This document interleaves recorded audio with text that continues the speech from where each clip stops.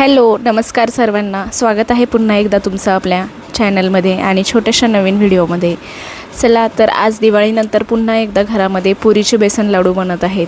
तर ते खास यासाठी बनत आहेत की माझ्या नणंदबाई त्यांची डिलिव्हरी झालेली होती आणि आता त्यांना जायचं आहे.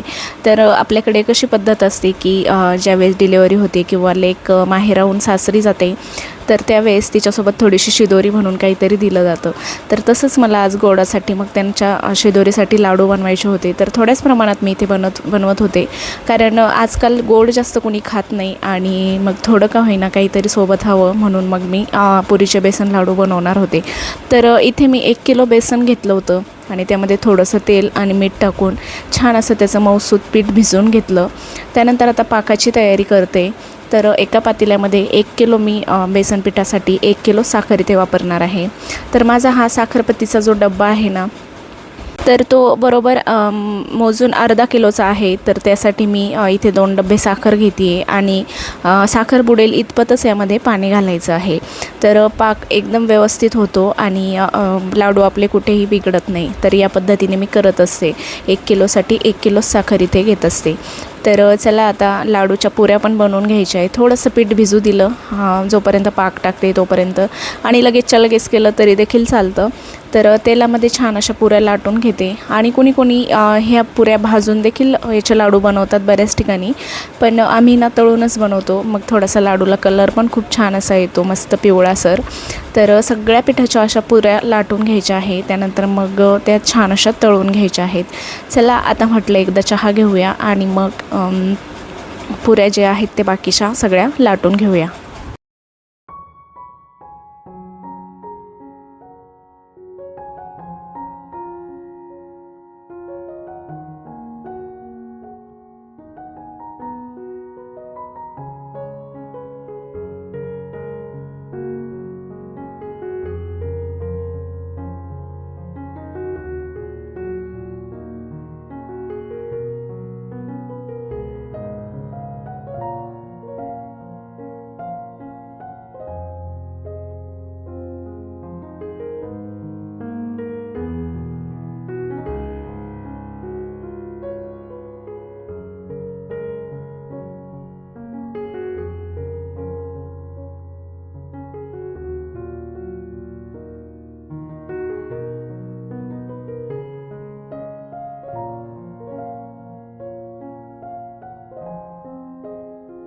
आता राहिलेल्या ज्या सर्व पिठाच्या पुऱ्या आहेत ते मी सर्व लाटून घेतल्या आणि त्यानंतर माझं तेल देखील इथे तापलेलं होतं.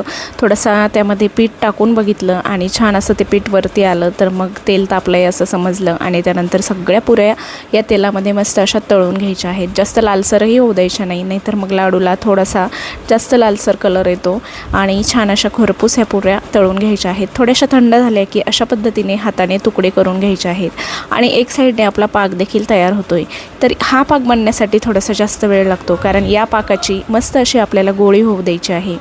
कुठल्याही पद्धतीने आपल्याला हा पाक एकतारी किंवा असं बनवायचा नाही आहे. त्याची छान अशी गोळी बनली पाहिजे, तेव्हाच हे लाडू एकदम मस्त होतात आणि घट्टसर असे बांधले देखील जातात.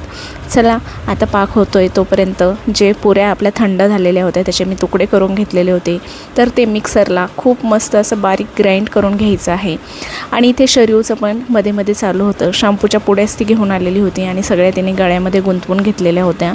आणि लेकरांचे हे असे आपण ज्या वेळेस कामात असतो ना, तर त्यावेळेस असं काही ना काही कुटाणे चालूच असतात. शरीवचे तर असे कुटाणे खूप जास्त प्रमाणात आता वाढलेले आहेत. त्यानंतर त्याच पुरीच्या मिश्रणामध्ये मी इलायची पण टाकून घेतली आणि बघू शकताय पाक पण आपला छान असा तयार झालेला आहे.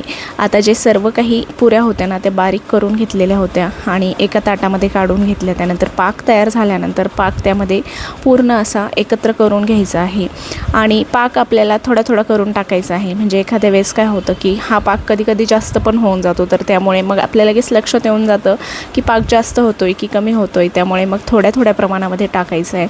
आणि माझा देखील थोडासा पाक इथे उरलेला होता. तर अशा पद्धतीने हे मिक्स करायचं आहे आणि याला थोडा वेळ असंच झाकून ठेवायचं आहे. आणि हे लाडू लगेचच्या लगेच बांधायला येत नाही, याला थोडासा वेळ लागतो. किंवा कधी असं पण होतं, जर आपला पाक थोडासा पातळ झाला तर हे लाडू सकाळी देखील बांधायला येतात. तर त्यामुळे मग आपण जर समजा रात्री जर लाडू केले तर सकाळी बांधले तरी देखील चालतात किंवा 1-2 तासामध्ये हे लाडू बांधायला येतात. तर बघू शकताय छान असे लाडू बांधून घेतले आणि ती क्लिप माझ्याकडून शूट करणं झाली नाही. त्यानंतर हा आहे नेक्स्ट डेला पाहुणे येणार होते ताईंना घेण्यासाठी. तर त्यांच्या सगळ्यांसाठी मला पुरणाचा स्वयंपाक बनवायचा होता. लाडू तर हे सोबत देण्यासाठी झाले, पण पाहुण्यांच्या जेवणासाठी आणि थोडंसं शिदोरीसाठीही देखील मला पुरणाच्या पोळ्या बनवायच्या होत्या. चला आता मी सकाळपासूनच स्वयंपाकाला लागले होते. ताईंना जायचं होतं रात्री, पण मग पुरणाचा स्वयंपाकाला थोडासा जास्त वेळ लागतो, त्यामुळे मग मी सकाळपासूनच स्वयंपाकाला लागलेली होते. आणि सगळ्यात अगोदर तर डाळ शिजवून पुरण असं परतायला टाकून दिलं आणि त्यानंतर मग बाकीच्या स्वयंपाकाची तयारी करते. कारण पुरणाच्या स्वयंपाकामध्ये आपलं पुरण जर अगोदर रेडी असेल तर मग बाकीचं सगळं पटापट होऊन जातं, पण पुरणालाच थोडासा जास्त वेळ लागतो कारण त्याला परतायला थोडासा जास्त वेळ जातो. तर छान असं आता आमटीची तयारी करते. तर खूप मोठं मी इथे खोबरं भाजून घेतलेलं आहे, कारण आमटीमध्ये जेवढ्या जास्त प्रमाणात खोबरं असेल ना तर तेवढीच आमटी अगदी छान लागते आणि खूप चवदार देखील बनते. तर कांदे पण मी इथे गॅसवर मस्त असे भाजून घेतले काळे होईपर्यंत. आणि आमच्याकडे ना काळ्या मसाल्यातलीच आमटी बनवली जाते. तर बऱ्याच जणांकडे लाल देखील आमटी बनवली जाते. लाल मिरची पावडरची पण आमच्याकडे मसाला भाजून अशा पद्धतीने काळ्या मसाल्यातलीच आमटी बनवली जाते. तुमच्याकडे कशी आमटी बनते तर नक्की मला कमेंटमध्ये सांगा. चला आता धणे बोजवार जे असतं ना ते देखील थोडं भाजून घ्यायचं आहे. आणि हिरव्या मिरच्या मी आमटीमध्ये टाकते. तर लाल मिरच्या मी काही टाकत नाही. हिरव्या मिरच्याने आमटीची चव आहे ना ती अजूनच जास्त खूपच म्हणजे मस्त लागते. तर त्यामुळे हिरवी मिरचीचाच मी इथे वापर करते. मसाला आता सगळा भाजून झाला आहे, तर आता त्याला मिक्सरमध्ये फिरवून घेते. आणि जी डाळ असते ना आपली पुरणातली तर ती देखील थोडीशी आमटीसाठी इथे काढून ठेवते. आणि जे पाणी असतं ना एक्स्ट्राचं ते देखील काढून ठेवायचं असतं. तर म्हणजे सगळ्यांकडेच हे काढतात, तर मी माझी पद्धत तुम्हाला सांगते. त्यानंतर मसाला छान असा मिक्सरला बारीक करून घेतला. त्यानंतर तेलामध्ये थोडंसं मोहरी, इथे लसूण पण टाकतात पण माझ्याकडून लसूण निसायचा राहून गेल्यामुळे मग मी तो काही टाकला नाही. त्यानंतर तेलामध्ये जे आपल्या मसाल्याच्या डब्यातील मसाले आहेत ते थोडे टाकून घेतले आणि काळा मसाला थोडासा तो देखील टाकून घेतला. त्यानंतर हा मसाला आता छान तेल सुटेपर्यंत याला फ्राय होऊ द्यायचा आहे. मसाला काळा दिसतोय म्हणजे ही आमटी काळ्या मसाल्यातीलच आहे, त्यामुळे मसाला तसा दिसतो. पण खरं सांगते तुम्हाला, चवीला ही आमटी एवढी भारी लागते ना, आणि भातासोबत पुरणपोळीसोबत सगळे खूप आवडीने खातात आणि ज्यांना आवडतं ते पितात देखील ही आमटी. तर खरंच खूप मस्त लागते. त्यानंतर मग जे मसाल्याचं भांडं आहे ते देखील मी इथे पाण्याने विसळून त्यामध्ये टाकून घेते. त्यानंतर जे पुरणातलं आपलं पाणी जे असतं ना, म्हणजे डाळ आपण शिजवल्यानंतर उरलेलं, तर ते देखील यामध्ये टाकायचं आहे. त्याने आमटी खरंच खूप मस्त लागते. चला आता आमटी तर तयार झाली आहे, त्यामध्ये जेवढं लागेल तेवढं पाणी टाकते. तर मला आज जवळजवळ 9 ते 10 जणांचा स्वयंपाक इथे बनवायचा होता, कारण आमच्या घरातील सगळे, नणंदताईंच्या घरचे सगळे आणि त्यांच्यासाठी घरी पण काही पोळ्या वगैरे मला द्यायच्या होत्या. चला आता इथे स्वयंपाकामध्ये काय झालं आहे दाखवते तुम्हाला. इथे माझी खीर झाली आहे, आमटी देखील झाली आहे, भज्याचं पीठ भिजवून ठेवलं आहे, कढी पण झाली आहे. आणि आता गॅसच्या ओट्यावरती खूप जास्त पसारा पडलेला होता. असा काही स्वयंपाक केला ना तर एवढा राडा तर होणारच. आणि त्या राड्यामध्येच पुन्हा दुसऱ्या पदार्थ बनवायचे म्हटलं की मग थोडंसं आपल्यालाच म्हणजे काही सुचत नाही.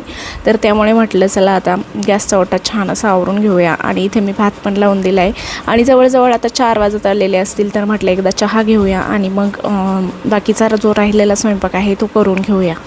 तर आता माझे फक्त भजे आणि पोळ्याच करायच्या बाकी होत्या. आणि स्वयंपाक करण्यासाठी मी आज एकटे असल्यामुळे मग मी भजे देखील काढून घेतले आणि डब्यामध्ये भरून ठेवले, कारण की मग मला पोळ्या गरम बनवायच्या होत्या. त्यामुळे म्हटलं भजे आणि पोळ्या दोन्ही सोबत बनवायच्या म्हटलं की मग दोन्ही ॲडजस्ट होणार नाही. तर त्यामुळे मग भजे अगोदर काढून घेतले आणि त्यानंतर गरमागरम पोळ्या पाहुणे आल्यानंतर बनवते. आणि इथे मी तुम्हाला थोडीशी रागात दिसत असेल आणि झालंही तसंच होतं, कारण मी अभयला खूप वेळ झाला सांगत होते माझं थोडंसं शूट घे बाबा, पण तो काही ऐकतच नव्हता. त्यामुळे मला थोडासा त्याचा राग आलेला होता आणि मी थोडंसं त्याच्यावर ओरडत होते. चला असा हा व्हिडिओ कसा वाटला नक्की सांगा.